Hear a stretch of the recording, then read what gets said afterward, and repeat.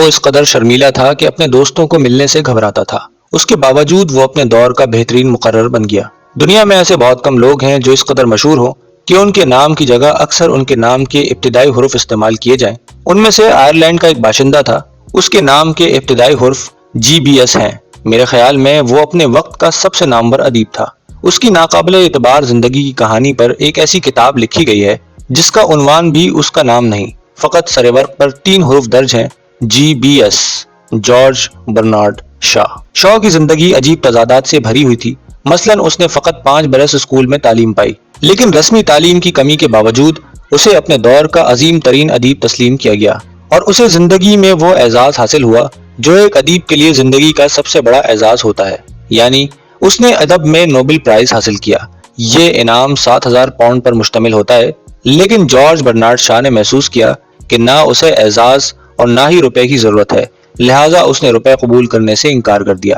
آخر اسے اس بات پر رضامند کیا گیا کہ وہ فقط 1 سیکنڈ کے لیے یہ رقم قبول کر لے اور ایک ہاتھ سے لے کر دوسرے ہاتھ سے اینگلو سویڈش ادبی اتحاد نامی جماعت کے لیے وقف کر دے۔ برنارڈ شاہ کا والد ایک اچھے آئرش گھرانے سے تعلق رکھتا تھا۔ اس کی والدہ نے اپنی ایک امیر چچی کی مرضی کے خلاف برنارڈ شاہ کے والد سے شادی کر لی تھی، اور اس جرم کی پاداش میں اس کی چچی نے اسے اپنی جائیداد سے عاق کر دیا تھا۔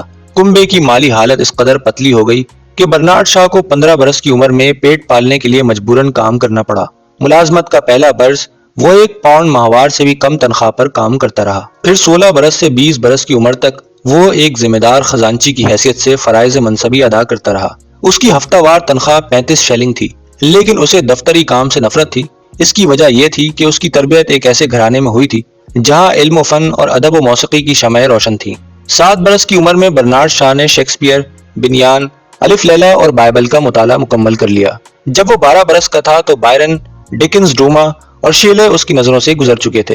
عظیم ادیبوں نے اس کے تصور کو تیز تر کر کے اس کا ذہن عجیب خوابوں کی آماجگاہ بنا دیا تھا، اور وہ اسی سبب اپنے دفتری امور میں بالکل دلچسپی نہ لیتا تھا۔ اس کا تصور تو ادب، فن، سائنس اور مذہب کے حسن زاروں کو اپنے مسکن بنائے ہوئے تھا۔ اپنی 20ویں سالگرہ سے تھوڑا عرصہ پہلے GBS نے خود سے کہا، زندگی فقط ایک دفعہ حاصل ہوتی ہے، میں اسے دفتری الجھنوں میں ہرگز ضائع نہیں کروں گا۔ لہٰذا 1876 میں وہ ملازمت ترک کر کے لندن چلا آیا، جہاں اس کی والدہ موسیقی کا سبق دے کر اپنا گزر اوقات کر رہی تھی۔ وہاں برنارڈ شاہ نے اس ادبی زندگی کا آغاز کیا جس نے اسے دولت اور دنیا میں شہرت بخشی تھی، لیکن ادب سے روزی کمانے سے پیشتر متواتر 9 برس تک وہ لکھتا رہا۔ اس نے اپنا سارا وقت لکھنے کے لیے وقف کر دیا۔ وہ ہر روز خود کو 5 صفحے لکھنے پر مجبور کرتا تھا، زیادہ نہیں، فقط 5 صفحے۔ شاہ اپنے متعلق لکھتا ہے، میرے اندر طالب علم اور کلرک ابھی تک چھپا بیٹھا تھا۔ اگر 5واں صفحہ کسی جملے کے درمیان ختم ہو جاتا تو میں وہ جملہ ادھورا ہی رہنے دیتا اور اسے اگلے دن مکمل کرتا۔ 9 سال کے عرصے میں اس نے 5 طویل ناول لکھے، ان میں سے ایک کا نام فنکاروں کے درمیان محبت تھا۔ اس نے اپنے ہر ناول کا مسودہ انگلینڈ اور امریکہ کے ہر ناشر کے پاس بھیجا، لیکن ہر کسی نے انہیں واپس بھیج دیا۔ بعض ناشروں نے اتنا ضرور لکھا کہ وہ اس کی اگلی کوشش کو دیکھنا ضرور پسند کریں گے، لیکن اتنا ضرور ہے کہ کسی نے اس کی ادبی صلاحیتوں پر نکتہ چینی نہ کی اور اسے یہ نہ کہا کہ وہ کوئی اور کام کرے تو بہتر ہوگا۔ بات یہ تھی کہ اس کے خیالات ان کی سمجھ میں نہ آتے تھے۔ ان دنوں برنارڈ شاہ کی مالی حالت اس قدر ناگفتہ بے تھی کہ اس کے پاس اپنے مسودے ارسال کرنے کی خاطر ٹکٹ خریدنے کے لیے بھی پیسے نہ ہوتے تھے۔ ادبی زندگی کے پہلے 9 برس میں اس کی آمدنی فقط 6 پاؤنڈ تھی۔ اس کے بدن پر اکثر پھٹے پرانے کپڑے ہوتے اور اس کے جوتوں میں لمبے لمبے سوراخ، لیکن وہ کبھی بھوکا نہ رہا۔ اس کی والدہ نان بائی اور پرچون فروش سے ادھار لے کر اسے بھوک کے چنگل سے بچاتی رہی۔ اپنی ادبی زندگی کے ابتدائی 9 برس میں اس نے ادب سے پہلے 5 پاؤنڈ ایک نئی دوا کے متعلق ایک مضمون لکھ کر کمائے۔ 6واں پاؤنڈ اس نے ایک دفعہ الیکشن کے موقع پر ووٹوں کی گنتی کر کے حاصل کیا۔ تو پھر شاہ زندہ رہنے کے لیے پیسے کہاں سے لاتا تھا؟ اس نے بلا تکلف تسلیم کیا ہے کہ اس کے کنبے کو اس کے سہارے کی اشد ضرورت تھی، لیکن وہ کنبے کی مالی حالت بہتر بنانے کے لیے کچھ نہ کرتا تھا۔ اس کے برعکس وہ کنبے کا دست نگر تھا۔ جیسا کہ شاہ نے خود بتایا کہ میں نے خود کو معاش کے بکھیڑوں میں ڈالنے کے بجائے اپنی والدہ کو ڈال رکھا تھا۔ آخر شاہ فنون لطیفہ کے نقاد کی حیثیت سے خود کفیل ہو گیا۔ اس کی پہلی ادبی اور مالی کامیابی اس کے ناولوں کے بجائے اس کے ڈرامے ثابت ہوئے۔ یہ الگ بات ہے کہ اس کے تمام ابتدائی ڈرامے ناکام نکلے۔ اس بات پر یقین نہیں آتا کہ برنارڈ شاہ، جو کہ ایک بہترین اور اعلیٰ درجے کا مقرر تھا اور بڑے سے بڑے مجمع کا مقابلہ کرنے کی صلاحیت رکھتا تھا، اور آئلی قوانین، جمہوری ہیرا پھیری، مذہبی اداروں اور انسانوں کی تقریباً تمام مروجہ روایات پر کھلم کھلا کڑی تنقید کرتا تھا، کسی زمانے میں شرمیلے پن، انکساری اور احساس کمتری میں بری طرح مبتلا تھا۔ لیکن یہ حقیقت ہے، مثلاً جوانی کے دنوں میں شاہ کبھی کبھی ان دوستوں کو ملنے کے لیے جاتا جو لندن میں دریائے ٹیمز کے کنارے رہتے تھے۔ ایسے موقعوں پر شاہ کی کیا حالت ہوتی تھی، اس کا نقشہ اس نے خود بیان کیا ہے۔ شرمیلے پن کی اذیت مجھے اس قدر تنگ کیا کرتی کہ میں بعض اوقات اپنے کسی دوست کے دروازے پر دستک دینے سے ہچکچاتا اور کتنی کتنی دیر تک تذبذب کے عالم میں اس کے مکان سے ذرا ہٹ کر ادھر ادھر گھومتا رہتا۔ پھر میں تیز تیز قدم اٹھاتا ہوا اپنے گھر کی طرف چل پڑتا اور راستے میں خود سے کہتا کہ اگر واپس چلے جانا اتنا آسان ہے تو پھر خود کو اس اذیت میں مبتلا کرنے کا کیا فائدہ۔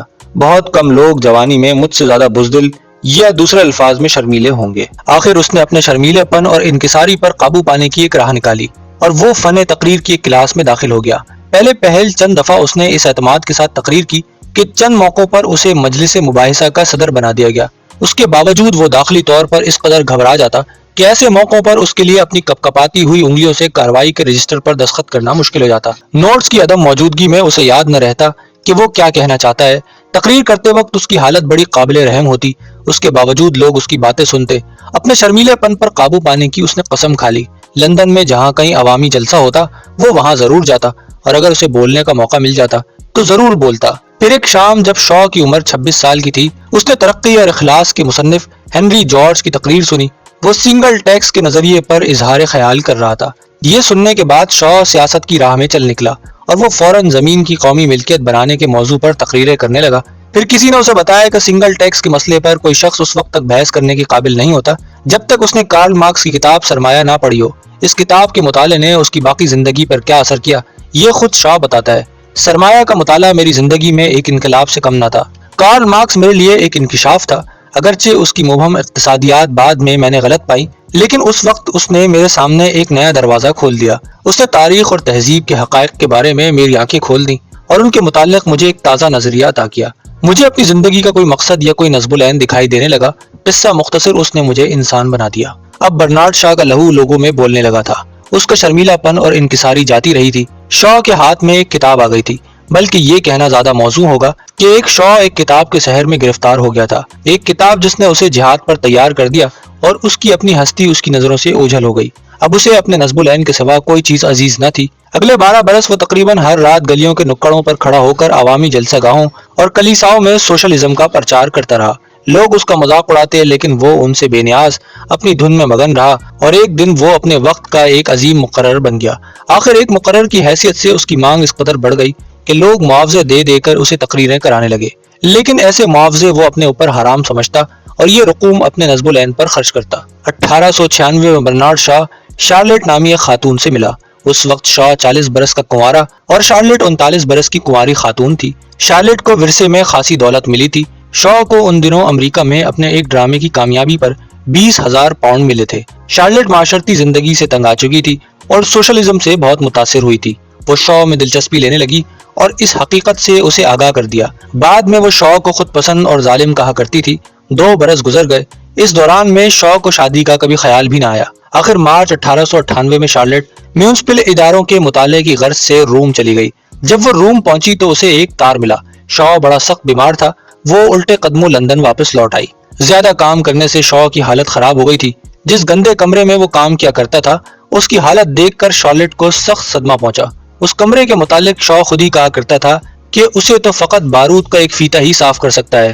اگر 7 جوان لڑکیاں اور 7 جوان لڑکے آدھی صدی تک یہ کمرہ صاف کرتے رہیں تو بھی اس پر کوئی اثر نہ ہوگا۔ جب سبز آنکھوں والی شارلٹ نے شاہ کو وہ کمرہ چھوڑنے اور اسے اپنے ہمراہ اپنے گاؤں چلنے پر مجبور کیا تو شاہ نے اس سے کہا کہ وہ پہلے بازار جا کر ایک انگوٹھی اور شادی کا ایک لائسنس لے آئے۔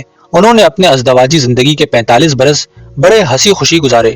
مسز شاہ کا انتقال 12 ستمبر 1943 کو ہوا۔ ہر شخص یہی چاہتا تھا کہ وہ شاہ سے 20 برس چھوٹی تھی اور شاہ اس سے پہلے مرے گا، لیکن حقیقت میں ان کے باہمی عمروں کا فرق صرف 4 ماہ کا تھا۔